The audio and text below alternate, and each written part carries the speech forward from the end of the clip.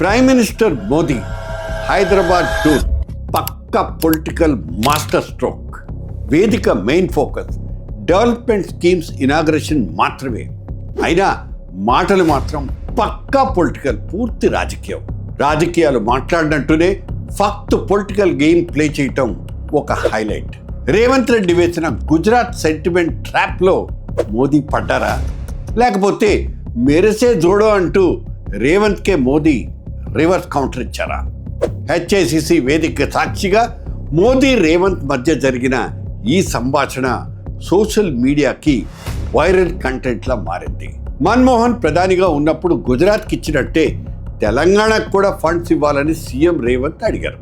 అయితే మోదీ మాత్రం mind blank అయ్యే ఆన్సర్ ఇచ్చారు.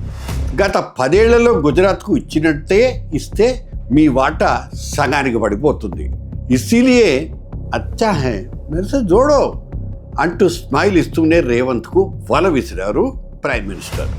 और इसलिए अच्छा है कि मेरे से ही जोड़ो.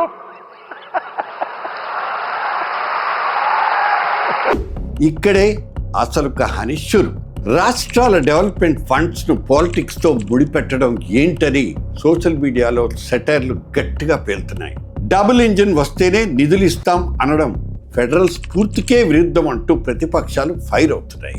బెంగాల్లో గెలిచాం, నెక్స్ట్ తెలంగాణ మాదే అంటూ కమల్నాథులు ఫుల్ జోష్లో కాన్ఫిడెన్స్తో ఉంటే కాంగ్రెస్ మాత్రం ఇది పక్తు బ్లాక్మెయిల్ పాలిటిక్స్ అంటోంది. ఢిల్లీ పెద్దలతో పెట్టుకుంటే ఫండ్స్ రావు కాబట్టి సర్దుకుపోవాలంటూ కొంతమంది నెటిజన్స్ ఉచిత సలహా పారేస్తున్నారు. మరికొంతమంది ఇది తెలంగాణ ఆత్మ గౌరవాన్ని దెబ్బతీయడమే అంటూ ఫైర్ అవుతున్నారు. కామన్ మ్యాన్కి ఈ పొలిటికల్ చెస్ గేమ్తో పని లేదు. వాళ్ళకి కావాల్సింది రాష్ట్ర అభివృద్ధి ఒక్కటే. కేంద్రంతో సఖ్యతగా ఉంటేనే రాష్ట్రానికి లాభం అనేది ప్రాక్టికల్గా వాస్తవమే. అయినా రాజకీయ ప్రయోజనాల కోసం పబ్లిక్ నిధుల్ని, పబ్లిక్ ఫండ్స్ని ఎరగా వాడుకోవటం కరెక్టేనా? బీజేపీ ఇతర పార్టీల ముఖ్యమంత్రులకు ఇలాగే మెరిసే జోడో అంటూ ఆఫర్ ఇస్తూ పోతారా? కేంద్రం చేతుల్లో నిధులున్నాయి కదా అని రాష్ట్ర ప్రభుత్వాల్ని ఇలాగే ఆటాడిస్తుంటారా?